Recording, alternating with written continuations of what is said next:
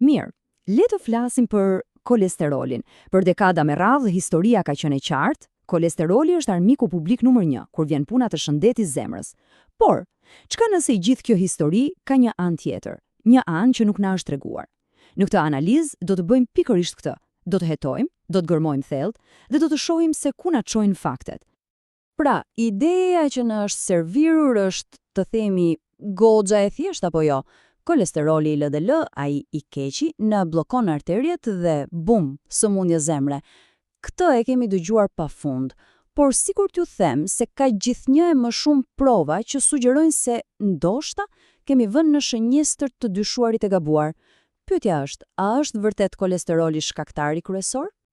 Okej, për ta zgjidhur këtë mister, kemi 2 të dyshuar kryesor, ose më saktë 2 teori kryesore. Nga njëra anë kemi versionin tradicional, teoria nga brenda jashtë. Kjo thotë se problemi nis nga gjaku dhe futet brenda në murin e arterjes. Nga ana tjetër, kemi një teori më të re, më sfiduese, teoria nga jashtë brenda.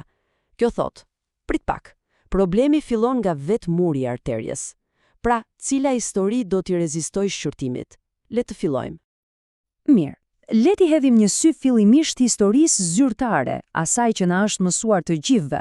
Kjo është teoria që e gjen kudo, nëpër tekste mjekësore, versioni standard i ngjarjeve, le të themi. Në thelb, kjo teori është shumë e qartë. Kemi grimcat e kolesterolit, LDL, që notojnë në gjakun ton. Në një farë mënyre, ato arrin të kalojnë barierën dhe të futen në murin e arterjes. Aty ngecin, bllokohen dhe nisin një reakcion zinxhir që përfundon me krijimin e pllakës. Dhe ja ku e keni, ky ka qenë shpjegimi dominues për, dëgjoni pak, më shumë se 50 vjet. Pra, ta përmbledhim. Hapi i parë, LDL hyn. Hapi i dytë, LDL ngec. Hapi i tretë, kjo shkakton inflamacion. Dhe hapi i katërt, inflamacioni krijon pllakën që bllokon gjithçka. Duket kaq e pastër, kaq lineare apo jo? Por, pyetja që duhet bëjmë është, a është vërtet kështu? Po. Pikërisht këtu, historia fillon të qahet, këtu fillojnë të dalin problemet, le t'i hedhim një sy disa provave, sidomos atyre anatomike, që e bëjnë këtë version të ngjarjeve pak të vështirë për t'u besuar. Problemi i parë dhe më i madhi, vetë anatomia. Shikoni, shumica e diagramave në tekstet shkollore tregojnë atë shtresën e brendshme të arterjes, intimën, si një rrugicë të hollë, pothuajse bosh. Por realiteti?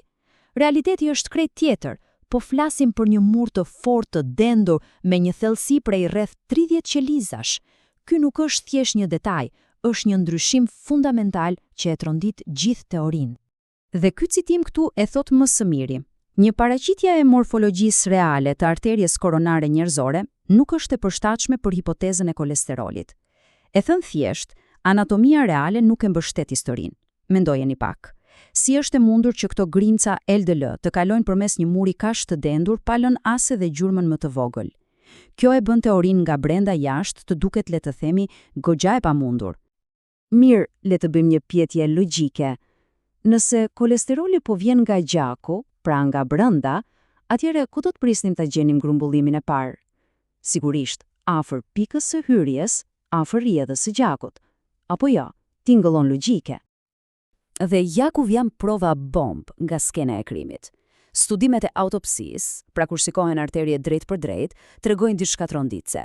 Grumbullimi i kolesterolit nuk fillon afër gjakut, as pak. Ai fillon në shtresën më të thellë të mundshme të intimës, tamam në kufi me shtresën tjetër. Dhe jo vetëm kaq. Nuk ka asnjë gjurmë, asnjë shenjë, asnjë provë të rrugës që ka bërë kolesteroli për të arritur atje. Është fiksi të gjesh një plumb brenda në mur, por pa gjetur asnjë vrim hyrjeje. Si ka mundësi? Pra, nëse teoria nga brenda nuk qëndron, atëherë çfarë po ndodh në të vërtetë?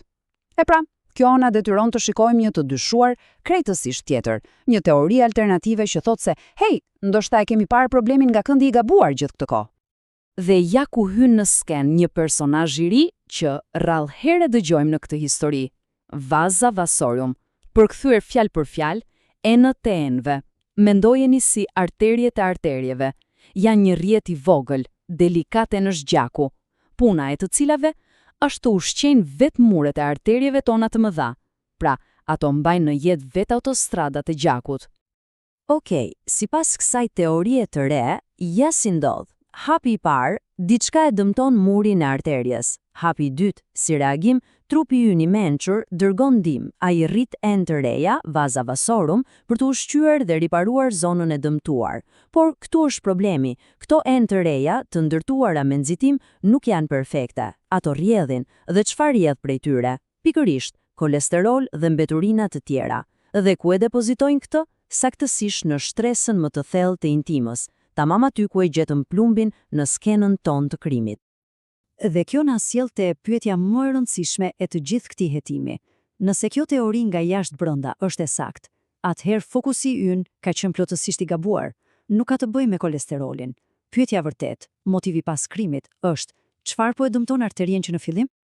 Kjo analogji nga Ivor Cummins është thjesht briljante. Kolesterolin në përgjithësi fajsohet për sëmundjen, siç do të fajsohej një ndihmës mjekësor në skenën e një aksidenti për vetë aksidentin. Mendojeni, a do t'i fajsonin zjarfiksit që I gjeni te një shtëpi në flak? Sigurisht që jo. E pra, sipas këtij këndvështrimi, LDL-ja nuk është kriminali, është thjesht ekipi I reagimit të shpejtë I trupit. Pra, për ta bërë të qartë, në këtë histori alternative, shkaktari nuk është grimca LDL. Shkaktari është dëmtimi fillestar I arterjes, ai që detyron LDL-n të shkojë në vend ngjarje. Po mirë, cilët janë këta kriminal të vërtet, këta shkaktar të dëmtimit fillestar? E po, lista ndoshta do t'ju tingëllojë e njohur. Po flasim për inflamacionin sistemik, presionin e lartë të gjakut, rezistencën ndaj insulinës, stresin oksidativ, pirje me duhanit.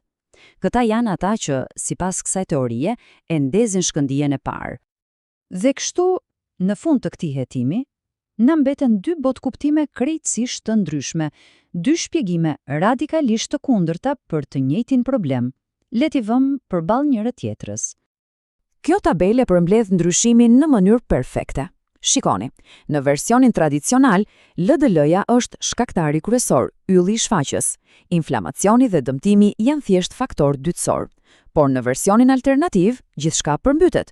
Dëmtimi arterial është ngjarja fillestare, inflamacioni është shkaku rrënjësor dhe LDL-ja, ajo thjesht përkeqëson një problem që tashmë ekziston. Një ndryshim total I perspektivës. Dhe kjo na sjell te pyetja më themelore e të gjithave. Pra, ku duhet fokusohemi? A duhet të përqendrohemi vetëm në uljen e një numri, pra numrit të grimcave LDL, apo duhet të trajtojmë shkaqet e vërteta, ato rrënjësore, që po e dëmtojnë arterien në radhë të parë? Këtu ndahen ujërat. Në fundit, gjithçka përmblidhet këto. A është çelësi për një zemër të shëndetshme thjesht një numër në një analizë gjaku, apo është diçka më e thellë? A është të kuptuarit e gjithë sistemit kompleks që po funksionon ose jo, siç duhet?